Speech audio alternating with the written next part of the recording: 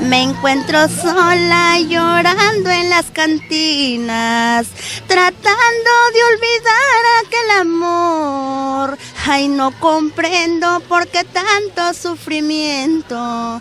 Si él se fue con otra me engañó. Si él se fue con otra me engañó. Y muchas más. Qué bien, qué bien. Yesenia, ¿me puedes decir a qué parte del Perú has viajado con tu música?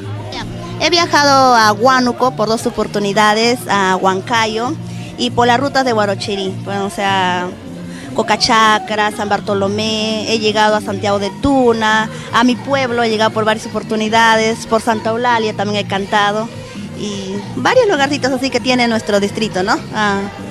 Yesenia, queremos pues número para contratos, que te llamen, te compren tu disco, ¿sí? Mi número de contrato es 94 53 53 5.